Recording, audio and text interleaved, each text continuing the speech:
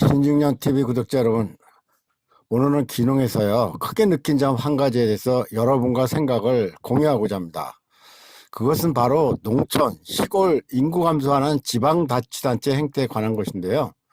말로는 인구 감소해서 큰일 났다 하면서도 정작 하는 행태를 보면 인구 유입을 막는 어리석은 행동을 한다는 거죠.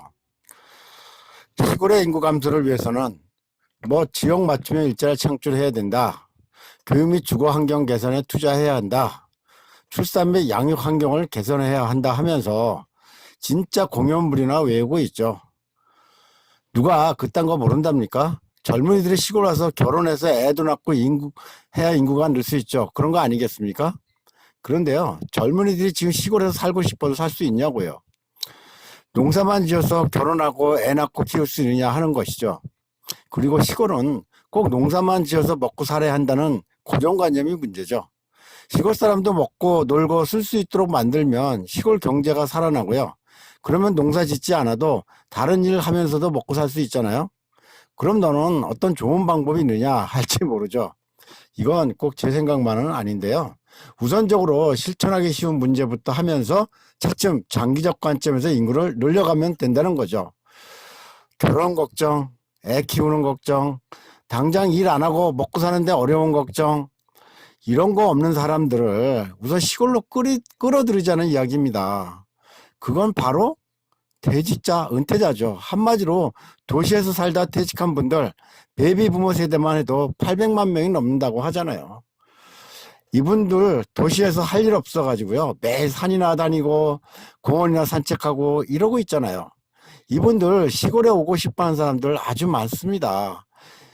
이분들은 그동안 모아놓은 돈, 퇴직금, 연금 같은 소득이 일정 부분 있습니다. 그래서 시골에서 꼭 농사소득이 적어도 먹고 살 수 있다고요. 그리고 도시에서 소비생활 하던 습관이 있어서 시골에 와서도 돈 씁니다. 그런데요, 시골에 섣불리 못 옵니다. 왜냐? 시골에 땅이 있어요, 아니면 집이 있어요. 그나마 용감한 사람들이 도시에 있는 집과 가까운 시골에 땅덩어리 조만간 하나 사놓고 거기에다가 조그만 컨테이너 같은 농막 놓고 사는 건데요. 농막은 규제가 심하고 시골 농사 지어서는 돈벌이도 안 되니 누가 하려고 하겠습니까?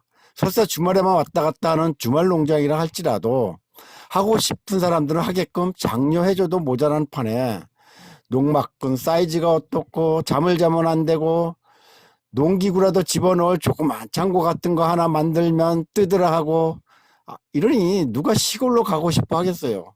제가 귀농, 정확히 말해서 도시집과 시골 농막을 오고 가는 반귀농 형태를 해보니까요, 시골에 살면 좋은 점도 있어요. 공기도 좋고 인심 좋은 거, 그런 거 말고 일단 주소를 시골로 옮겨놓고 농사를 지으면요, 첫째, 농업집불금 나오죠. 둘째, 농민수당 나오죠. 셋째, 건강보험료 할인해주죠. 넷째, 여성분들은 여성농업인 수당 나온다고요. 다섯째, 나중에 시골 땅을 다시 팔더라도 양도소득세 감면받죠. 그 외에 여러 가지 혜택이 많다고 하더라고요. 저 같은 경우도 주소를 옮겨 놓으니까 세금은 첫 해부터 꼬박꼬박 잘 받아가더라고요. 주민세, 재산세, 자동차세, 적십자 회비.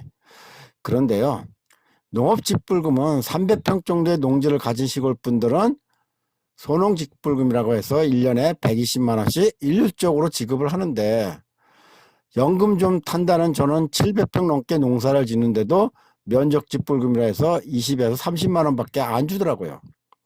그것도 농업경영체 등록이 승인이 되고 한 2년 지나니까 3년 차쯤 되니까 주더라고요.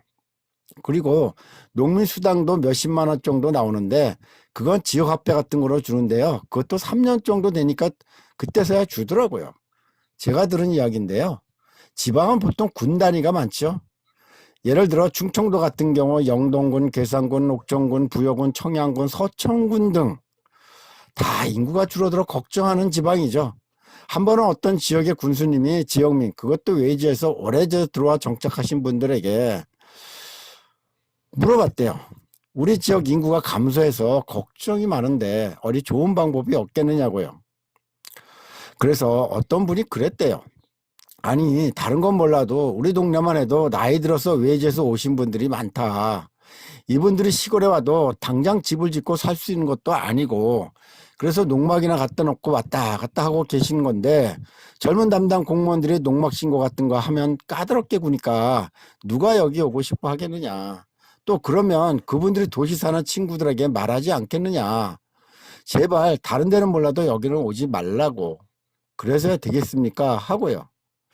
제가 들을 땐 그 말도 맞습니다. 저도 오래전에 내려와 정착하신 형님, 아는 지인들 보고 내려올 결심을 한 거니까요. 더구나 외지인들은요, 내려오면 돈을 많이 씁니다. 우선 농사 지는데 필요한 농기구나 농자재, 비료, 퇴비, 농약 같은 것도 구매를 해야 하고요. 또 손님들 오면 주변 식당 가서 대접도 해야 하고, 또 도시분들은 시골에 사는 지인들 방문하러 오면서 시골에서 돈을 쓰고 하니까요. 시골 경제에 많은 도움을 주죠.